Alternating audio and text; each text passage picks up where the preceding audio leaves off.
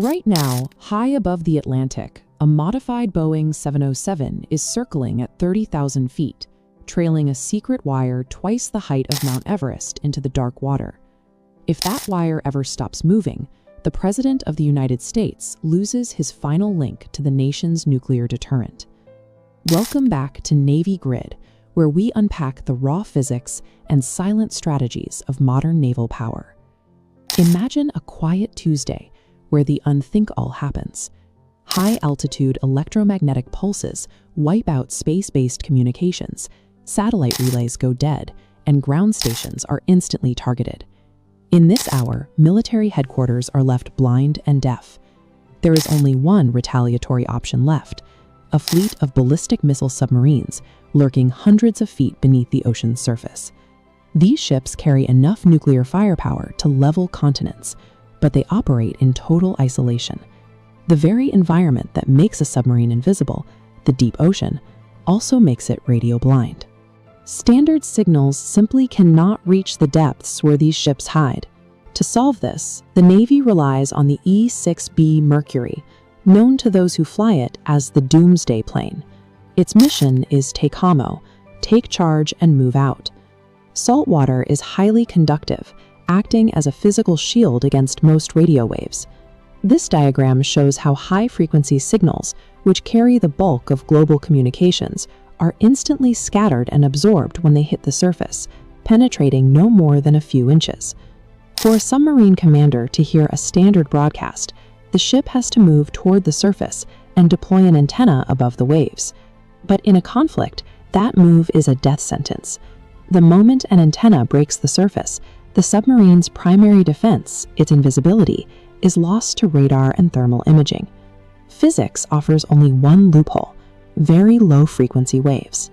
These massive, slow-moving waves, operating between 3 and 30 kilohertz, can pierce the conductive ceiling of the ocean and travel down to about 60 feet. This depth allows a submarine to remain hidden hundreds of feet below while trailing a thin, buoyant cable just under the waves to catch the signal. To generate a functional VLF signal, you need an antenna that matches the scale of the wave itself. Because these waves are measured in miles, the antenna must also be miles long. On land, this requires massive complexes of towers covering hundreds of acres. But in a nuclear exchange, those fixed land stations would be the first targets destroyed. The E-6B solves this by carrying the antenna with it. Inside the fuselage is a winch system holding a copper-clad steel primary wire that stretches 28,000 feet, just over 5 miles. Deploying this wire at 300 miles per hour creates thousands of pounds of tension. If the crew lets it out too quickly, the friction inside the winch can generate enough heat to melt the steel cable. If the wire snaps under the immense aerodynamic drag, the recoil carries enough kinetic energy to slice through the tail of the aircraft. The transmission relies on 2 wires. The plane's transmitter charges a shorter 5,000-foot tail wire, while the 5-mile primary wire acts as a passive reflector. Together, they form a dipole antenna structure in the sky. This interaction projects the electromagnetic energy straight down through the water, turning the aircraft into a mobile, survivable transmitter. But the signal only works if the wire is vertical. If the plane flies in a straight line, the wire sags horizontally, radiating its energy into space rather than into the ocean. To fix this, pilots perform a grueling maneuver called the TACAMO orbit. By pulling the jet into a tight, steep banking turn near its stall speed, the aerodynamic drag causes the 5-mile wire to lose its forward momentum and drop, spiraling downward until it hangs nearly vertical beneath the plane. Because the plane is flying so close to falling out of the sky, the pilots must fly the maneuver manually for hours. The constant G-forces and the physical strain of maintaining the bank cause severe motion sickness and exhaustion. Despite that physical effort, the bandwidth of a VLF wave is extremely limited. It cannot carry voice or video. Data trickles in at just a few characters per second. These slow, encrypted strings are emergency action messages. They are the nuclear launch codes, the final verification that a strike has been authorized by the president.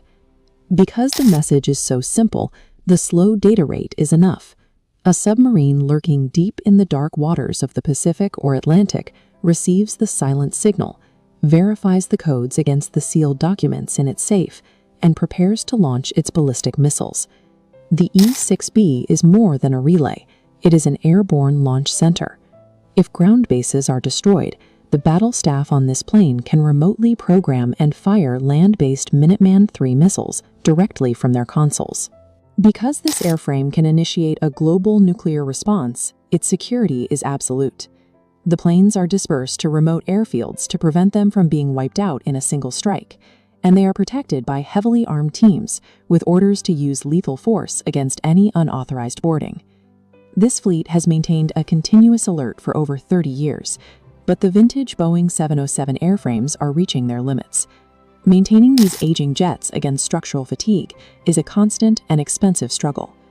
To carry the mission forward, the Navy is transitioning to the EC-130J, a modernized version of the rugged C-130 Hercules.